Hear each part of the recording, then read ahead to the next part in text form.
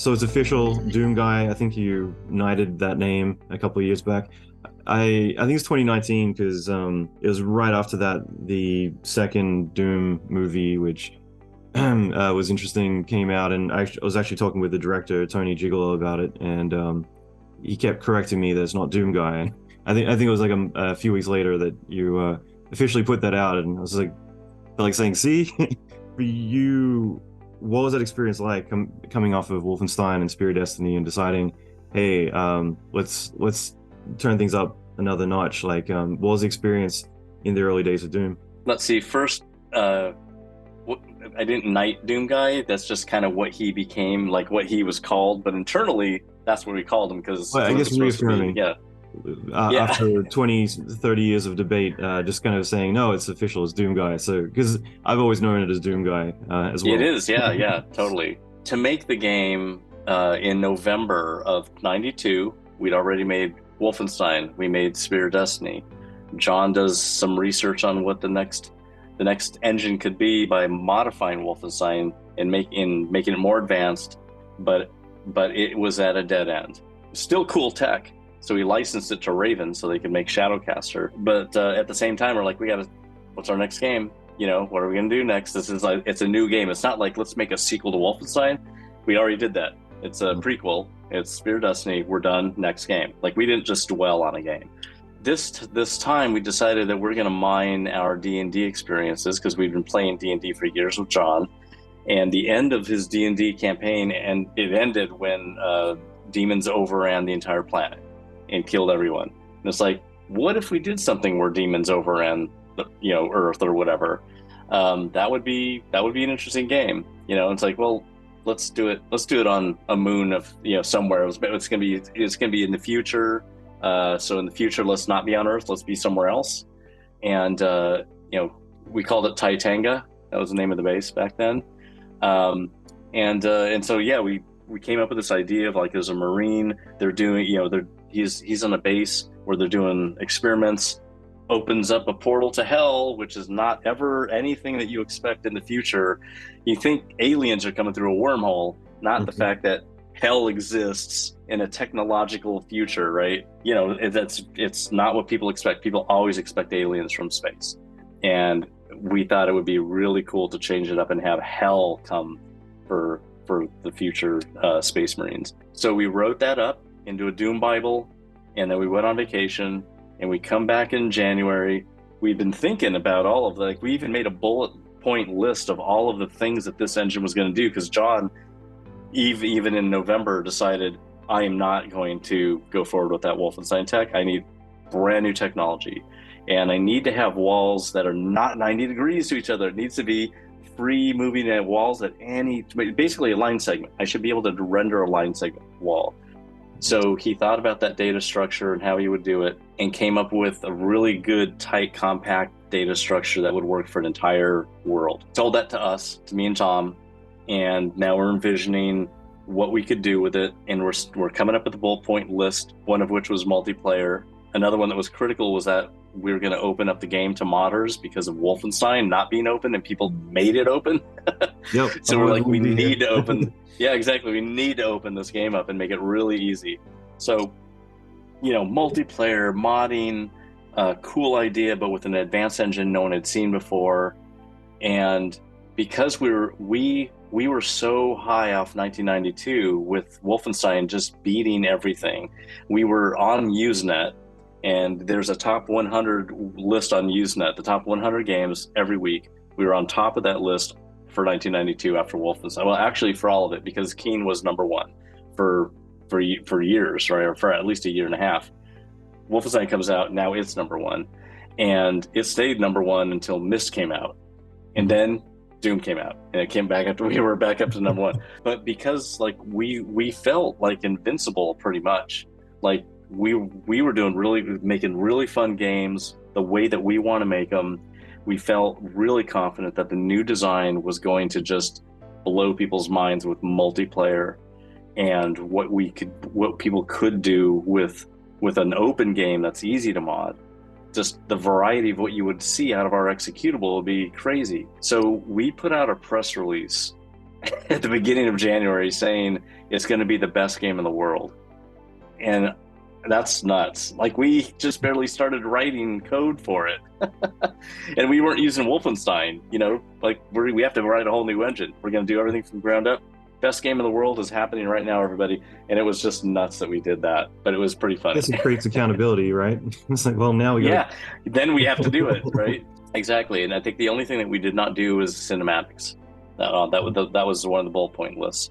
But everything else, I think we did on that list. And it was funny that, like, multiplayer wasn't in the game until the last month, and I just was looking over the list. I was like, oh shit, we didn't do multiplayer yet. And John's just like, oh yeah, that would be really great. that little thing. A few days later, yeah, that little thing. But back then we could pop that out in a few days. So it was pretty crazy.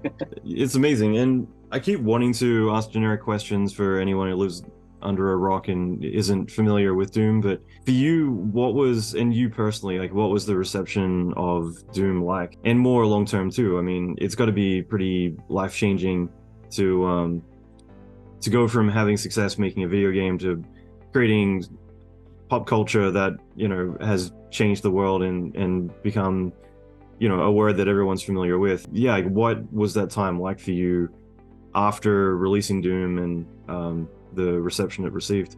It was insane. It really was. Like, we were in the center of a massive hurricane and had to deal with all these incomings. Wolfenstein was really great. I mean, we had so much going on after Wolfenstein, and we thought that that's what it was going to be like.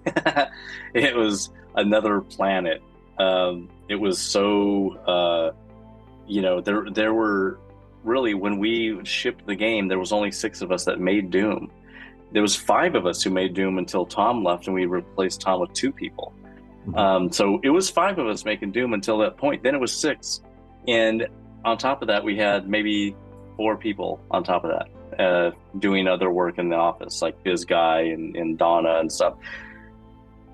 But, like, having all these incomings, everybody wanted to interview us. They wanted to talk to us. They wanted us to support the peripherals. They wanted, like, the list goes on. Like, there's hint books. Those need to be proofed. We need to license our cover. It was a massive hurricane, and it took so much work. And, like, we immediately start working on Doom 2 while the hurricane is now right. Yeah, for me, obviously for me personally, it was life-changing. Pretty much for all of us in the company, it was life-changing. Got my mom a car, got my dad a house, paid for colleges, got houses for other family. So it was really, it was pretty amazing, but it was really to go from poverty to insane, was amazing, but it was incredible. But I'm super grateful for it, and I could actually help people. The echo of that 30 years later, the things that game did, and Quake after that, depending on how you were exposed to our stuff, turned people into developers. A lot of developers, that were inspired by it. I'm just blown away when I talk to people nowadays. They're like, "You're the reason why I'm making games today," and I'm like, I can't take credit, but, like, wow, it's like, because the game did that.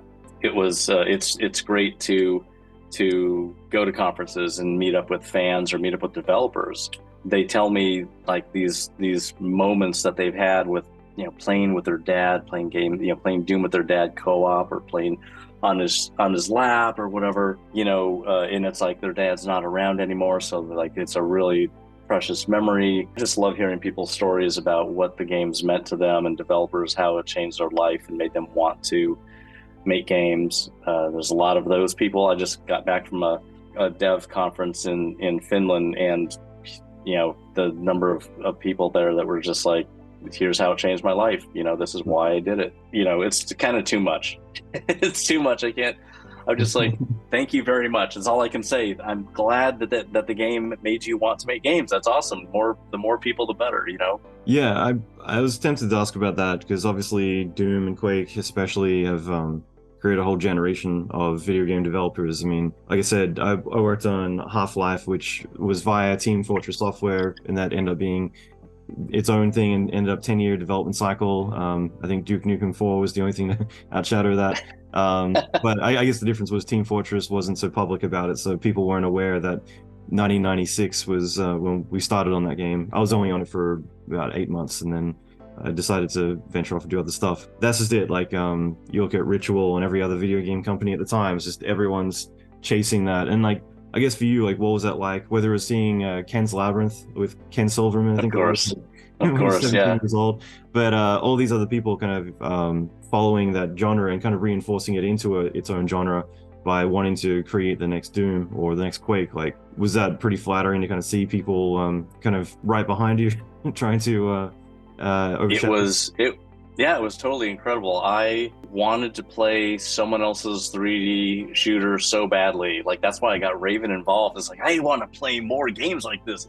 Can you guys make one, you know? And when I knew that that LucasArts was coming out with the Dark Forces game, I just like so happy to know that. Like they showed me while they were developing the game, and I was at CES in Chicago, and I was just manning the booth, and someone came over and got me, and said I got something to show you, and I go into their tent, and they show me Dark Forces. I'm just like, oh my god, I can't wait to play this. This is gonna be so great because you know that we did not have this competitive thing at id. Like we love playing games, we love making games, and we love telling people how we make games, like sharing the information, sharing the techniques that we know, because we knew that at that time we'd made so many games that we knew that our group of people with an idea will make a different game than another group of people with the Mhm. exact same idea. It will never turn out the same, right?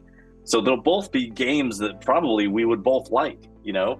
And so we never were precious with hiding information or being stealthy or anything. We openly tell Andre Lamoth everything we know about how Wolfenstein's raycasting works, so he could write his first book, and then he comes back and we tell him how Doom works, and like, you know, like we were super open with all of our stuff. But yeah, and when I was a developer coming up, I really looked up to people like Steve Wozniak and Nasser Jabeli and Bill Budge, and like those people blew me away with their what they had created in the early 80s, and I wanted to be like them. I wanted to make the stuff that they had made, stuff like that. But I think that's what Doom and Quake did to a lot of other people. They saw that and they wanted to do that, you know.